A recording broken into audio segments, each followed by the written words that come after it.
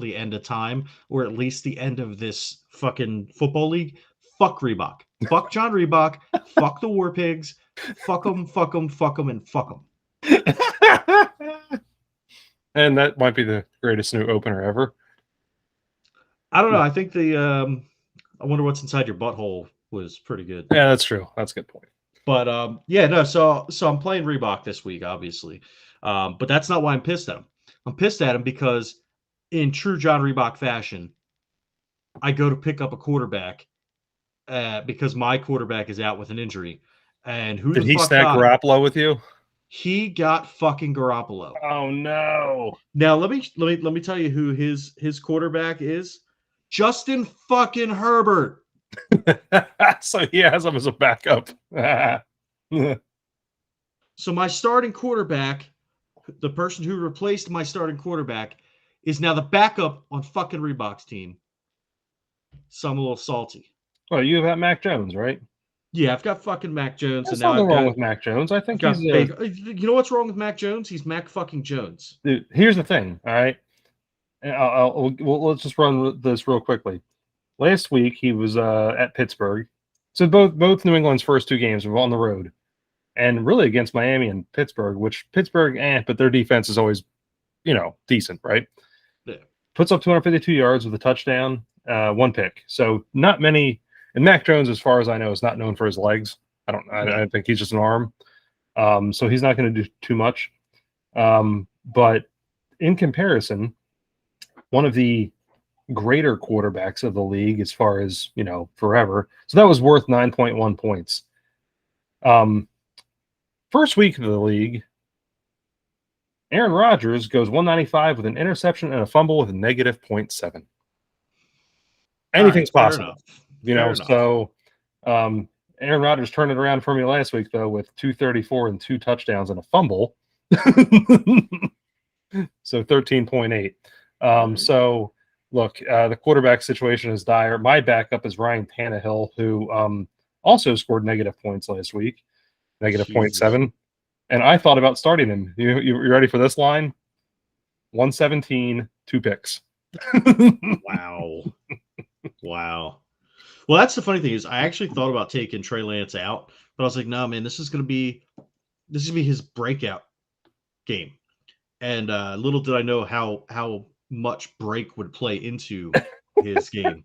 So obviously Trey Lance broke his ankle, out, season-ending surgery, disruption to his ligaments. He's fucked. He's probably done. So we can do a quick upfront recap here of week 2 of our podcast league here. Yeah, let's do that real quick. You pretty much dominated Metcalf's Cavs. The only reason I dominated Metcalf's Cavs was because of Stephon Diggs. Yes. Because I had 110.8 points. 50.8 of that. So 110.8, 50.8. So almost 50% of my points came from Stephon Diggs on Monday night. Yeah, that was pretty ridiculous. But, man, boy, what a game. He's fun to watch. Yeah. Oh, dude, yeah. Stephon Diggs is if not the best, one of the best. I tell you what, I am not a Bills fan whatsoever, but my goodness, between Josh Allen, Gabe Davis, Stephon Diggs, Dawson Knox. Yeah, it's just ridiculous. It really is. Yeah. I will say this, obviously diehard Eagles fan. If I was going to root for a team in the AFC, it would be the Bills. Oh, yeah, and I think a lot of it comes from the fact that they lost the Super Bowl 4 years in a row when we were kids. Yeah. No, for real. It really does, because I look at them and I'm like, man, plus I relate. I think our fan bases are very similar. Like putting people through tables.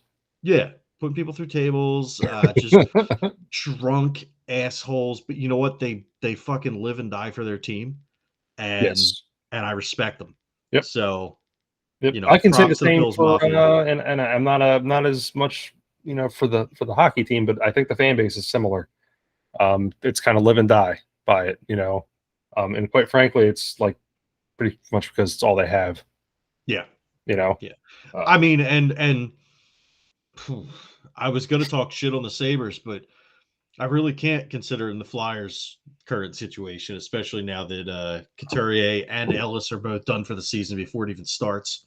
So Yeah, well, you and I both know that, and we'll have to do this on another time, but yeah. it just wasn't going to be good anyway. But Yeah, we'll talk about the Flyers on a separate podcast because we're doing good news since yeah, we're so talking football. running down some of our other games here. Sammy drops to 0-2. Gets beaten up by Tyler's Belichick's upper lip, 108-69. I think that was Sammy. You played to Yep. win the game, right? Yeah. Yeah. Kyler wins 118-85. So all that junk we dumped on him, he throws down almost 120 points.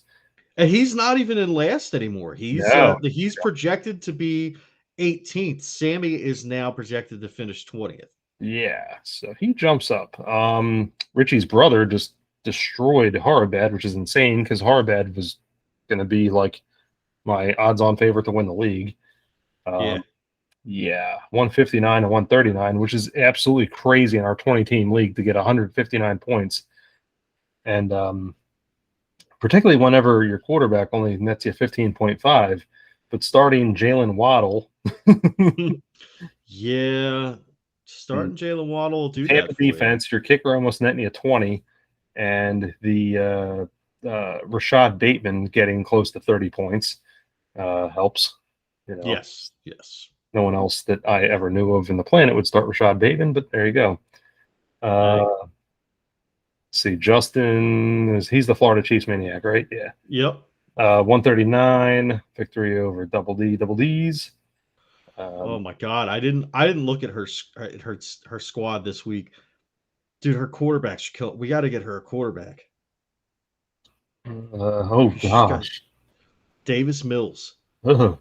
We got to get her a quarterback. Actually, that's a sad matchup. Look at that, Davis Mills against Tua and his 6 touchdowns. Yeah, That ain't right. yeah. That is not right. That's like, it reminds me of that clip from The Simpsons. Stop it! He's already dead. Liska's Liquors 114 over Shiny with balls 76 there. Close Pat game there. Mahomes. Pat Richie, Mahomes only getting 15.2 in that yeah, game, which is crazy. But it's pretty well balanced. That Buffalo's defense really stepped up, and Tyler Lockett 25 points. Richie almost won. That was a close game. Yeah. That was honestly, if his defense would have, if he didn't have the Indianapolis defense, if he starts the Chargers defense, no, never mind. He would only had 2 more points. Yeah. But he had 2 players in his starting lineup that scored him 0. He does also have a player on his bench that is a free agent, so we might need to help him out a little bit. And Keenan Allen was hurt, so he was out. But otherwise, Jacoby Myers, close to 20 points. Obviously, Josh Allen, ridiculous. But yeah, not a whole lot going on from some other players. Good points from the tight end. But yeah, it was a close game. But yeah, he lost that one. I'll scroll back up here. Chris, who I think is out for revenge, beats Rebok, who you're playing this week. And me, who this is quite funny. I'm 2-0, but with the lowest points scored total of any team in the league. Jesus. As I won again, but this time not by 0.1, but just less than 2 points at 77.5 to 75.2. The funny thing was looking at the top performers. The top performers for my team, my third was Jamar Chase at 10.8. Jesus. The only thing that won that game for me was Buffalo trouncing Tennessee. Tennessee's defense throwing up a -5. Wow. So I want to point something out too, because this is, to me, just ridiculous. I'm looking at some of the scoring and the points for and points against, right? So after 2 weeks, we've got Danielle with 239.9 points for, right? And that's pretty good. That's like one of the highest points for in the league. But she's 1-1 because she's got 261 points against. Yep.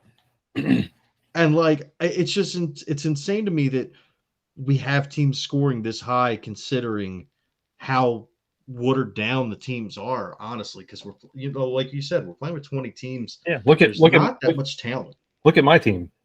Right. 157.34, 154.9 against. Like, by far, I have the fewest scored for, but also by far the fewest scored against me. So that's how the funny thing is with scheduling. And we talked about this before. Like, it could work out to where you have these crazy matchups, and this is how you end up winning ball games.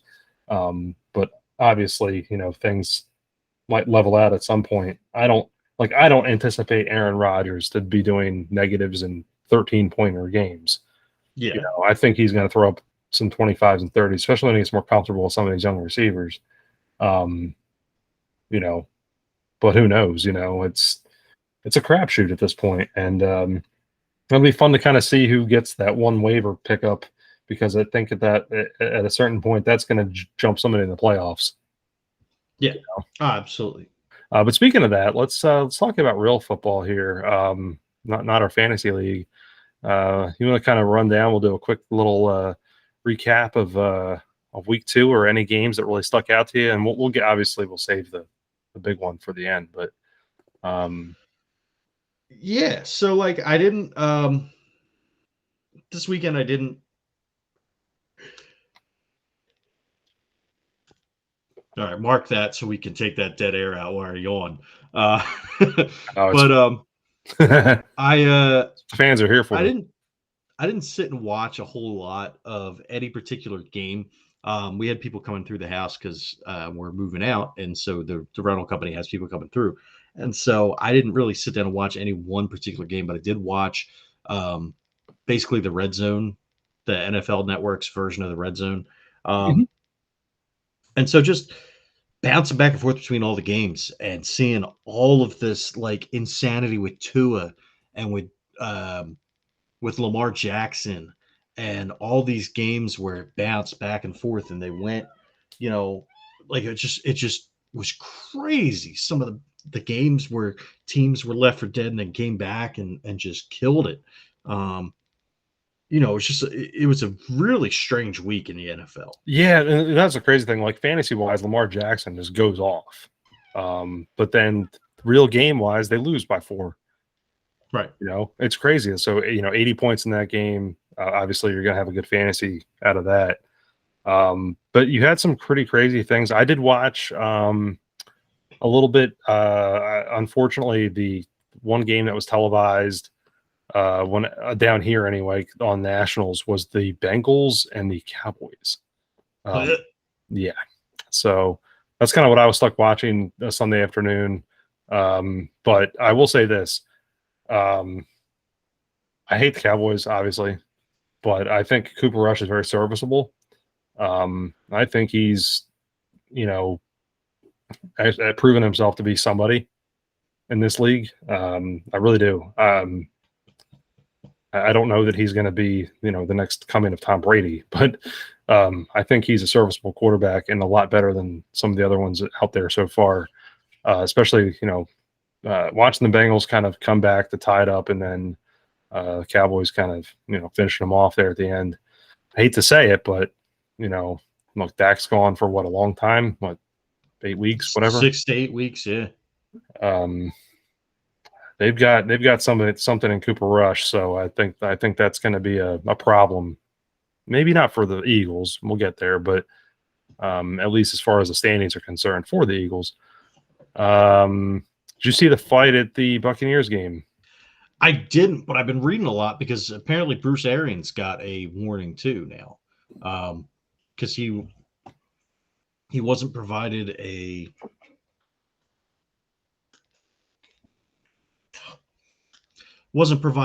box seat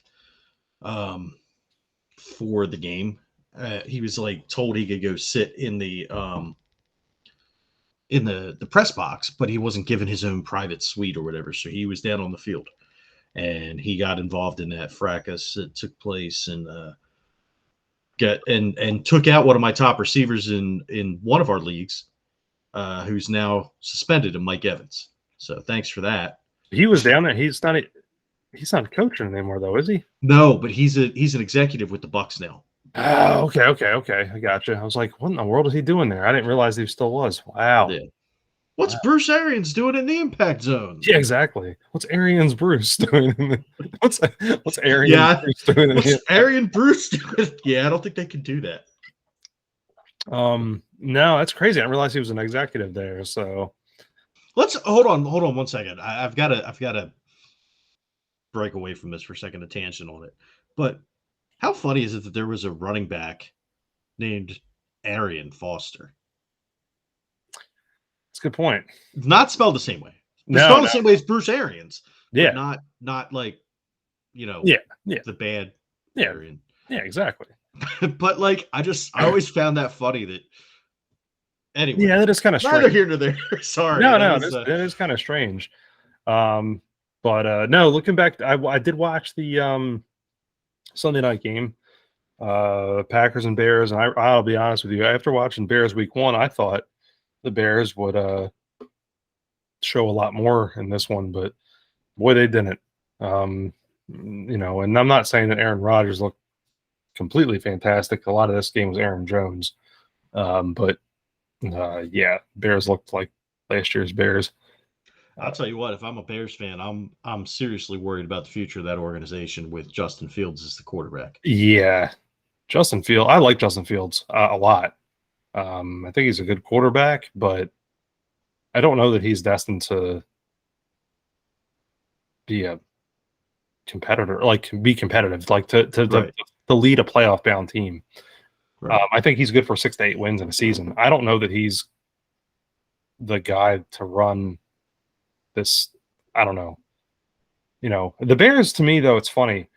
The outside of Cole Kmet, like as far as receiving, there's none of the receivers to me or tight ends like scream like, oh, like I'm fantastic. Like they don't have a top flight receiver.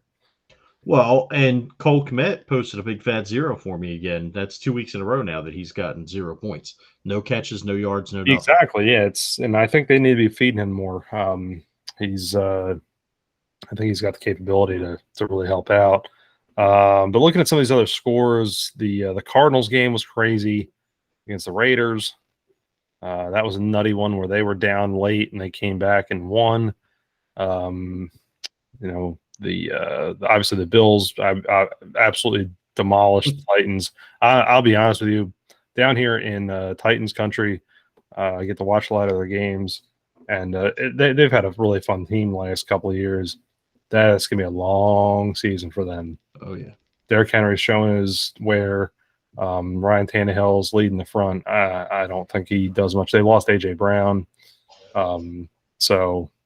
I think it's only a matter of time before Malik Willis is in, and then I think they'll see an uptick once he's in under center. But yeah, it's not going to be I don't mean to dog the Titans, but I can't see this being more than a 4-win season for them after these first 2 weeks of the season. A couple of as long as they run the ball, that's all I give a shit about. One thing I do have to talk about though, as far as we won't hit every game here, but I do want to say this: Amon-Ra St. Brown. Jesus. Look, the Lions, who almost beat the Eagles in week 1, almost, very close. Mm-hmm. Absolutely, not absolutely, but they beat the Carson Wentz led Commanders by 9, so it was by 2 scores. And then St. Brown puts up like a ridiculous game. Dude, are the freaking Lions for real? That's something that I wanted to get into is, dude, I think maybe we're seeing the emergence of the Lions. I'm going on record right now, and this is an overreaction, and it's a take that's sure to make me look like an ass by the end of the season, much like my prediction on the Eagles and Vikings game will make me look like an ass. The Lions are going to win the Central. And the Lions are going to win the Central based on Amon-Ra St. Brown and DeAndre Swift, Philly boy, by the way, if you didn't know. I'm telling you what, here's my thing with that whole team. You've got weapons, and everyone likes to dump on Jared Goff. Jared Goff may have been the problem in LA, but he's in a smaller market. I don't know, but I found these results on search. Did you hear that? I did. My speaker just talked to me. That's cool. That's fun. Thanks, Alexa. Thanks, appreciate that. But no, Jared Goff, like he was to me, he had a team around him in LA, not quite the same team. Obviously, wins the Super Bowl with Matthew Stafford, but he had those similar weapons anyway. And he was coached to win. Right. Put him in a smaller market. Obviously, last year won the greatest, whatever. But now he's got just more used to the offense, some different weapons around him, and I'm not sure exactly where Amon-Ra came from. He's a rookie, I believe this year. Yeah, I think he went to the University of Egypt. Whatever. But Jesus Christ. The man is amazing, like just ridiculously talented. But his brother is also he's a receiver for the Vikings, or no? Who is he for? I can't pronounce the guy's first name. Equinamius. Yes, close enough. He's with the Bears. That's right. They have. It was one of they the. Have another. Oh wait, they have another brother. Who is, let me see who he's playing for, but his name is Osiris St. Brown. So I don't know, they're cool names. He's let's see. That's Economius. So it's not shown. I don't know if he didn't end up going to the pros or what, but yeah. It's kind of like all the Manning brothers. Yeah. Peyton, Eli, and from Placentia, California. Oh, cool. I'll tell you what, though. What's college did the Amon-Ra go to? He went to USC. Oh, yeah. Oh, that makes sense. California boy. Yeah. No, I tell you what. I'll be honest. I don't follow college football at all, and yeah. So now Goff's got some weapons, and really curious to see where that goes. But let's talk about this. We'll dive into the week 3 schedule and see if there's anything fun that we can talk about. But the kind of the cherry on top of week 2 was our own Philadelphia Eagles, Minnesota Vikings capped off a 2-gamer on Monday Night Football. And you and I are both on record saying that it was going to be a close game, win or lose by a score. Yep. Now, granted, it was 17 points, but that did not feel like 17 points. No, it didn't. That felt like it didn't feel like 17 points. Dude, honestly, it felt. I'll say this: at the end of the first half, it felt like 50. By the end of the game, it felt like 3. And not from a performance standpoint, but what started happening was, as the game went on, they were dominant. They were dominant on defense. Darius Slay held on plays where Darius Slay covered Justin Jefferson. He had 1 catch. Darius Slay had 2 interceptions in the game. Yep. So he out. More catches than right. I mean, Jefferson ended up, I think, with 8 catches for like 44 yards or something like that. But still, like nothing. What it felt, that's exactly what it felt like. Was like, but obviously Darius Slay had a bigger game.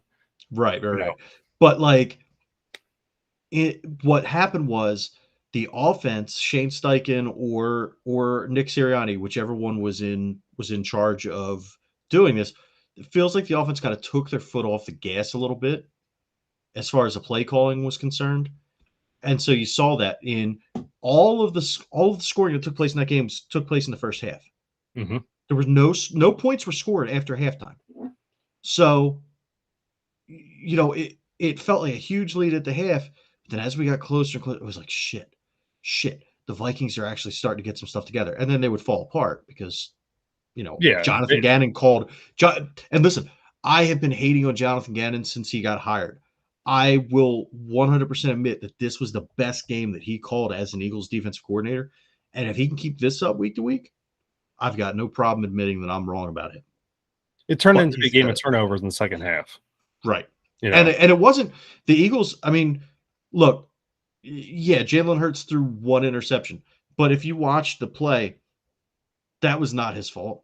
That ball hit all Kenneth Gainwell should have caught that ball. That ball hit him right in the hands.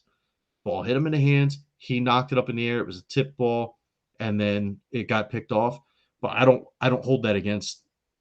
I know it goes against Hurts and the stats, but that's one of those ones where when people call for interception, like some kind of interception correction, where if it's if the receiver hits it and it bounces off their hands and then another player intercepts it, it shouldn't count against the quarterback. That's the poster child picture for it, because that should not have counted against Jalen Hurts. But Jalen Hurts, Jesus, let's talk about Jalen Hurts too.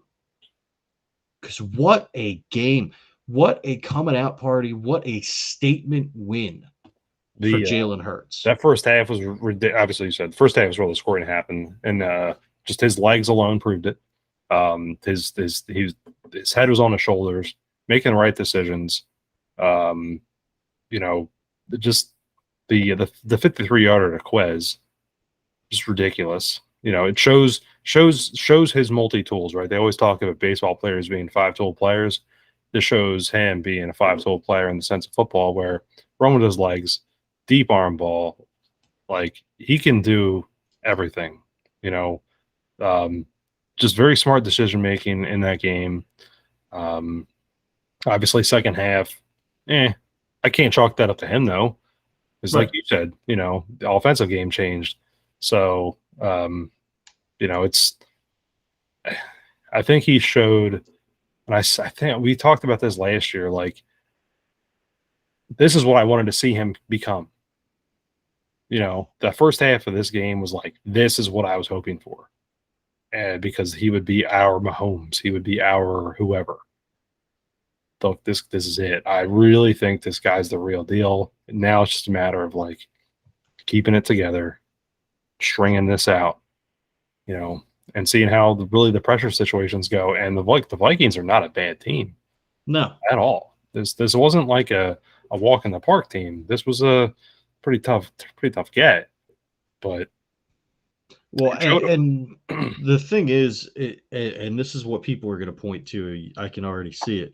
I think now Kirk Cousins is 2-10 in like primetime games. I could be wrong. It might be 2-8 in the last 10 primetime games, but he consistently comes up small when the lights are on. That being said, with the amount of weapons that they have and everything, I'm not buying that as an excuse. The Eagles legitimately shut that team down. They were blitzing. They were creating pressure. The coverage was there.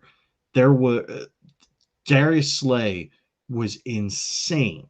That was one of the best. Somebody compared it to seeing Eric Allen in his prime, and that's what it is. And Eric Allen was one of my favorite Eagles of all time. Is one of my favorite Eagles of all time, and really we haven't had. I mean, Asante Samuel was a great corner. He was great at jumping routes and getting interceptions. He didn't take over games like Darius Slay took over that game.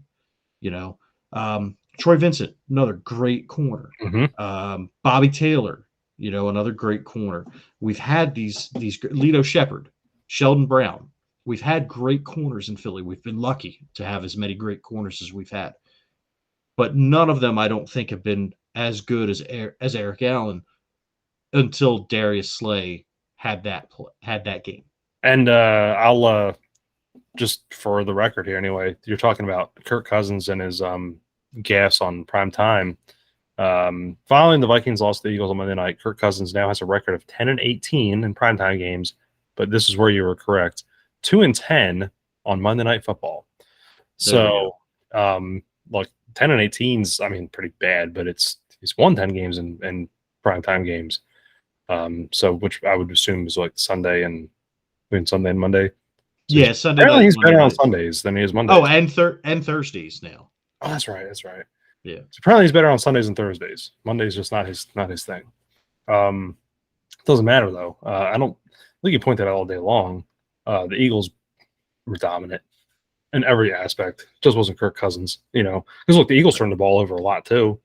Yeah. For me, especially in the second half. It was just not. It was like, because I wanted the same thing. I was like, oh no, here we go. Too much time left. They're only up by, a couple scores here or whatever, 3 scores, and I just, you really made you wonder. But no, it was. I tell you what, that was one of the most fun Monday night games to watch, on the sheer fact of you and I both went into thinking like, I don't know, I honestly little faith. Well, and let's put it out there too. It's not because we thought that the Vikings were a better team or that the Eagles just, couldn't beat them. It was more of a looking at the schedule and saying, look, man, we know they're going to beat Washington. They're going to beat Jacksonville. They're going to beat the Giant. There's certain teams that we just expect that they'll beat. And the Vikings, if we looked at all of them, we're like, yeah, there's no way they're going to be 6-0 or whatever. They've got to lose a game in there somewhere. This one just had the look of a game that could be an issue because it's being played on Monday night. It's the home opener. There's a lot of emotion. There's a lot of juice that comes with that. And seeing coming off of the game against the Lions, and even before we had seen them play, when we did our look at the schedule, our advanced look at the schedule, we both had pegged the Vikings game as a loss. And again, but the fact that they won isn't surprising. It's good. We're happy about it. Obviously, it's not surprising. It's more or less promising. Or I can't think of the right word that I'm trying to use here, but it's encouraging because if they're going to win that game that we had pegged as a loss because of the situation, all right, well maybe they're for real. Yeah. Because the Lions showed that they're for real, or at least as far as we can tell. So that means that game that we were so down on the Eagles over, well, maybe we shouldn't be so down. Maybe we should just be happy that they beat them and they held them off. Right, and that's kind of my thinking too. Is like, look, the Lions beat the Wentz-led Commanders, who the Commanders absolutely showed like insane promise in the first week of the season, and then you have the Eagles barely beating them, and then you have the Eagles beating the Vikings fairly handily, to a Vikings team who just beat the tar out of the Packers in week 1. So I think it says a lot. So I completely agree. Let's move forward. Let's kind of talk about some games in week 3, and I just have to laugh because we have the Mitch Trubisky led Steelers at the Jacoby Brissett Browns for the Thursday night game. Well, I know that whenever Jeff Bezos signed this $1 billion whatever football deal, I know that he was really thinking, you know what, Mitch Trubisky, Jacoby Brissett. That's why he signed the deal with the promise of that matchup. Dude, why is Kenny Pickett not starting for the Steelers? Why are you or I not starting for them at this point? Because I'm old and slow at this point, man. Yeah. I love watching, weekday football, if you will. Love the Thursday games. I don't know if I could possibly be less excited about a game. I really don't. Yeah, I mean, even from a fantasy perspective, like, I guess if you have Nick Chubb, you're excited about this matchup. I guess. Now, I'm the opposite of you, though. If they got rid of the Thursday games tomorrow, I would be super happy. Really? I don't like the Thursday games, and maybe it's just because I'm an old curmudgeon. I don't like the London games. I don't like the Mexico City games. I like the teams to play in either their home city or their opponent's home city. Yeah, now I will agree with you there. I don't care for the mainly because, well, at least the London games, mainly because of timing. I don't care for that. Because there would be Sunday mornings when I woke up and it's like, wait, why is there a game on and why is it half over? Right. And that's because of the time it airs, obviously over there compared to here, whatever. And so I don't like that either. I think the thing about Thursday games is at least I think it incorporates a new audience into it. People that don't typically watch football. Now you have like this whole Prime thing, which one thing I am going to try to turn on tomorrow, though, and I don't know if you're familiar with this, but Amazon Prime has apparently you can watch the game with next gen stats. Mm-hmm. So I didn't watch the first one like that, but I'm going to watch this tomorrow's like that. Although being the Steelers and Browns, I don't expect much next gen stats to come out of it. It was cool. It was cool. That's how I watched the first game, it was cool. I'm more interested in the Thursday games from the perspective of, all right, let's see how Amazon does this, because I have a feeling either they or Apple is going to step up to the plate and snatch up the Sunday ticket.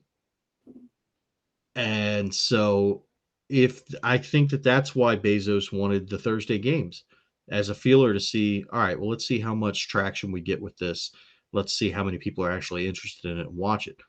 Because think about it, ESPN Plus has the entire NHL, right? So if you have Hulu Plus or Hulu and ESPN Plus, you can watch the NHL on either or.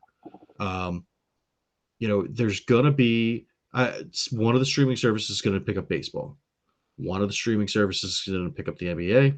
One of them is going to pick up the NFL. So they're dipping their toes in the water a little bit. They're checking it out and seeing which one, if it's something they want to dig into long term, or if they just want to do the Thursday night games and have that be it. Right. And I think it's just could lend itself to another conversation in general. It's, obviously it's where things are going. Streaming services are going to take over, the big sports. NBC being the first one when they grabbed on the WWE contract, right? Mm-hmm. So they have the whole network. They have all the premium lives, formerly known as pay-per-views, whatever. That's like the toe in the water. Can I have a Schlafly pumpkin, please? Danielle's asking if I want a beer, making very fun hand gestures. But no, but that's my toe in the water with that. You're exactly right. I think this is where this is going. Bezos is feeling it out. It's been done so far with the WWE. I'm not comparing that to MLB, NFL, whatever. But that's where it's going. The next gen thing is kind of cool in the sense of it kind of adds another layer to it. So I'm really curious to see how that goes tomorrow with the Steelers and Browns game, because I have absolutely no interest in that game whatsoever.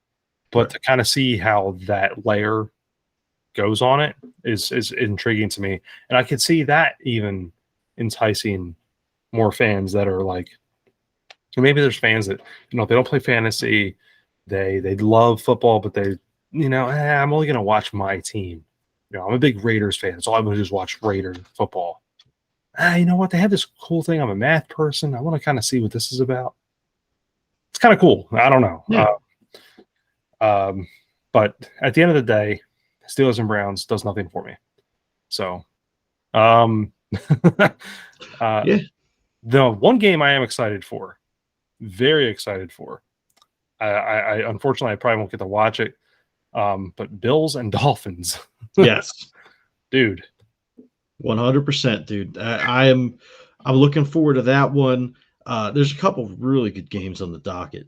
So Cowboys Giants on Monday night. That'll be fun to watch, just because no matter who wins, one of them has to lose unless they tie. Yep. And in that situation, no matter how that plays out, as long as the Giants don't go to 3-0,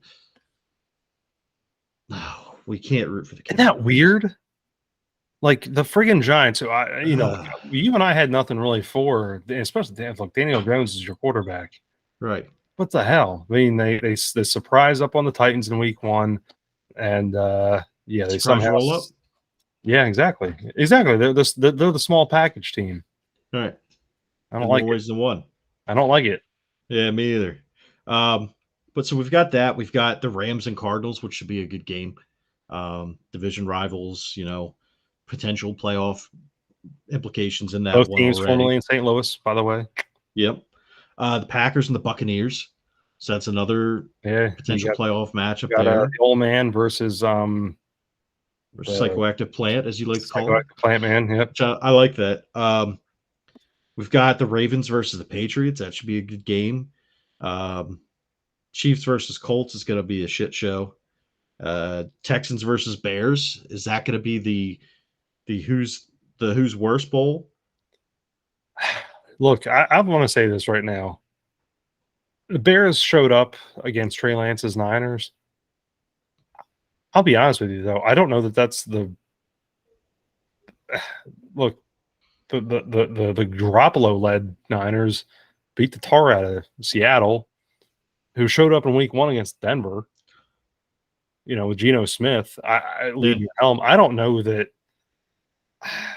You know, look, Davis Mills, I've got nothing for, but I don't know, man. Like I'm kind of torn on that one. I think you're dead on. I think it'll end up being a low score. I can't see that being more than like a 17-10. I don't know which way though. Yeah. Well, I'm talking shit, and then we've got a matchup of 2-0-2 teams of the Raiders and the Titans, which who would have thought? I would not have pegged that game if you would have said at in week 3, pick the game where you think both teams will be 0-2. I'm going to tell you right now, Raiders have that game all day long. Yeah, that's how bad the Titans are. Derrick Henry showing his age, or not his age. That's probably the wrong way to put it. He's showing running back age. There's no weapons there at all. And you said it. I think Tannehill's days are numbered under center. Yeah, and I have nothing for the Titans right now. The funny thing is to watch former Titan lead the Falcons, who are playing the Seahawks, and I think that's another game where I don't know, man. Mariota and Geno Smith. Golly, I don't know. Talk about. I like Mariota, honestly. I do too. I do too. But and Geno Smith, even I like Geno Smith. I just can't. I still to this day, I hate fucking Pete Carroll. I hate that motherfucker. I hope his jaw falls off when he's chewing his gum on the sideline. Or I hope he gets lockjaw or some shit and he's just down on the sideline. Like, fuck him. His mouth dries out and he just dry rots from the inside. I love how we go 40 minutes in and it's like, I hope his jaw falls off. Yeah. So, all right, here's another one where if you'd have told me pick a team or pick a game on this schedule with the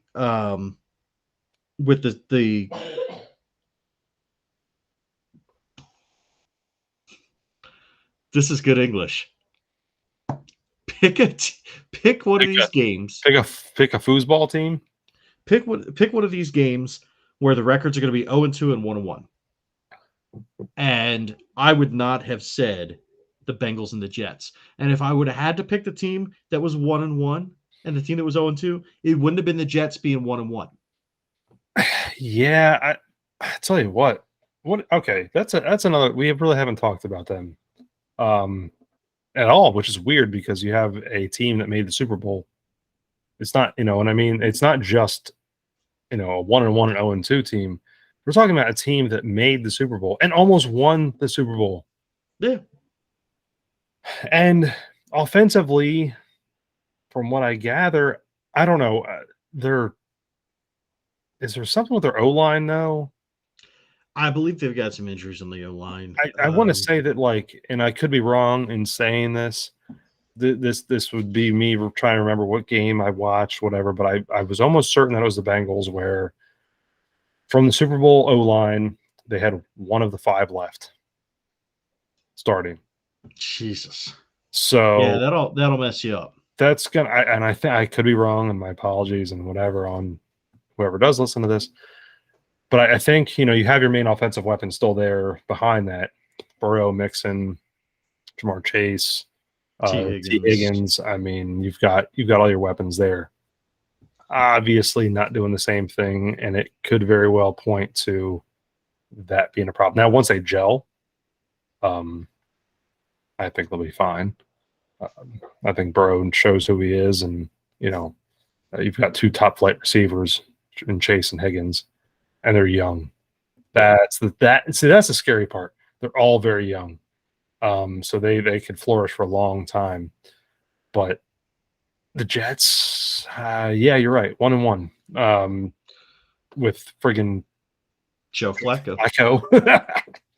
Former Eagles backup quarterback, Joe Flacco. Yeah. But Brees Hall behind him running the ball, and I don't know. It's weird. Again, the Jets aren't a threat, but no, but they're going to knock out some teams, I guess. I mean, yeah, they're going to play spoiler at some point. They'll take somebody's playoff aspirations and just flush them down the toilet on their route to a top 5 pick. Yeah. And a Sunday night game is a rematch of Super Bowl 24, 49ers and Broncos. Yeah. Yeah, it was back the John Elway led Broncos and obviously the Joe Montana led 49ers. Yeah, now we have the Garoppolo versus Russell Wilson, so yeah, a little different. Which interesting game. Yeah. But that's not the main event though. Yeah, the main event, at least for us, is takes the place at 1 o'clock. The Washington football team, Redskins, Commanders, Commandos, Generals, whatever their team name is. Yeah. They're hosting Senators, that's it. Yeah. Colt 45s. Oh yeah, Colt 45s. They're hosting our Philadelphia Eagles. They are. And it's the Carson Wentz revenge game, if you will. Going up against Carson Wentz. Look, I said it last week. I think Carson's going to be a decent quarterback this year. I think he's going to do really well. I anticipate this game going the Eagles' way, especially if the defensive play calling is the same as it was this past week. I anticipate the Eagles winning. I would not be surprised if Carson Wentz doesn't play very, very well. But again, I just have a feeling that Gannon's going to come for him and that Slay is going to pick off another pass or two. You're going to see Fletcher Cox. You're going to see this is a week where Hassan Reddick gets his first sack of the season. Josh Sweat is going to step it up, I think. Hopefully I'm right on all these. I haven't been – maybe I should shut up because I haven't been right about shit this year. Maybe you should say like, oh yeah, Wentz will go for like 800 yards. No, because then I'll actually be right about that, and then it'll be, Look, we said it last week, or on the Vikings game at least. I think the Vikings game was going to be a close one. You did too, and we didn't know which way it would go. I don't feel that way about this game. I think Carson Wentz has a good game, but I think the Eagles win by 2 scores. I really do. Yeah, I have confidence in this team now. Washington has some good weapons. They do. They've got some good running backs. They've got Jahan Dotson. And I love McLaurin. Terry McLaurin, receiver. They've got good receivers. They've got good weapons on offense. Their defense was good. Their defense hasn't played to their potential over the past, going back to last season. I don't think they can stop. I don't think they have answers for what the Eagles are going to bring to the table on Sunday. I don't either. And I'm going to go on a record right now after week 2. I'm going to call the Super Bowl right now. It's Bills and Eagles. It's funny. I've been hearing a lot of that down here because I've run into a surprising amount of Buffalo fans down here. And that's what they keep saying is that Chris Bourbon's finally right. It's going to be the Bills and the Eagles. After all those years of him calling for Bills and Eagles Super Bowl. Yep. And I'm feeling it. I'm feeling the Bills win on that one. I think their defense is very underrated. They, and here's the thing on that. Look at that. They went and they grabbed what's his face from the Rams. Von Miller. Von Miller, yep. And they just, they've completely revamped. And I can say this looking at it from the sense of, I grabbed them up fantasy in one of the leagues, either our league Yeah. or Chris's league. Yeah, because I went to fucking get him and you had already just snagged him, you fuck. It was in Chris's league, I think. Yeah. Yep. And,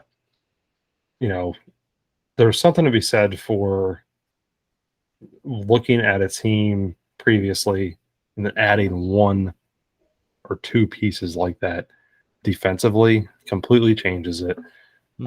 I think this is their year outside of a major injury. And I'm saying this 2 weeks into the season. I will also say that 2 weeks into the season, I didn't think, you and I talked about it kind of in our preview. The Eagles would be better than they were last year and then still a playoff team. So this isn't out of the stretch that saying that they would, be in the Super Bowl. I really don't think, right now I don't see anyone in the NFC that scares me. Do you? Right now, that's my question. Like, do you see anyone else in the NFC right now that's like, I don't. There's not another team in the NFC that scares me. Where I don't think that we don't have a chance to beat them. I will say, I think the Eagles are the best team in the NFC East. I think the Eagles are one of the top two teams in the NFC. I think the Bucks, just by sheer experience, have the edge over the Eagles, and especially with that playoff win last year over the Eagles in the playoffs. Granted, it's a completely different complexion what you're going to be facing this year versus what you saw last year. Right. Both sides of the ball. But the Packers, could the Packers take us out? Absolutely, the Packers could take us out. Could the Rams? The Rams could take us out. But the only team that I'm very worried about, that I would say, man, that's I don't know if they'll get that one, would be the Bucks. But that said, the Bucks have to come to Philly. Yeah, I just don't. Right now, I think ball's in the Eagles' court. Right. Yeah. That's how I feel about it. I don't know. It's kind of, I guess it's because it's kind of living on a high right now after the Monday night win. Look, the Tom Brady led Buccaneers aren't the same. They've struggled these first couple games, honestly. Same thing with the Packers. The defending the Super Bowl champs. They've already lost. They're a different team. Yeah. Like I said, Von Miller's gone. OBJ's gone. Yeah. Beckham's gone. Robert Woods is gone. You've got, and you got these, different people that have maybe it's like expected it. So it's like, oh, this has already happened. So, whatever. They're just not playing for it anymore. And Right. I don't know, it's really interesting. Like, I feel like this is, as long as everyone can stay healthy, particularly Hurts, because I honestly think he's the capstone, right? I mean, this is it. I mean, if he's going to be the guy, I just don't see it being done without him. Yeah, I don't think Minshew's stepping in and No. lighting the world on fire. No.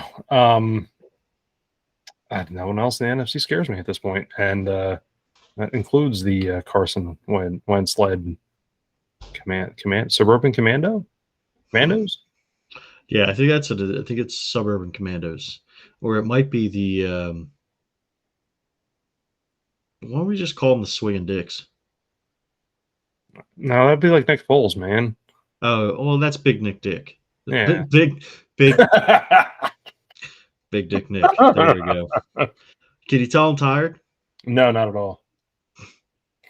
But no, we can just call them the Slap Nuts, Washington Slap Nuts.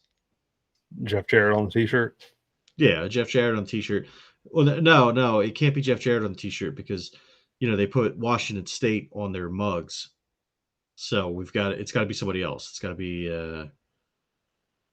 let's see, be Rey Mysterio. That works. Yeah, have Rey Mysterio on it. But no, I think that wraps up week 3. No, this was good, man. Anything else football related that? As always, fuck the Cowboys. And fuck Rebok.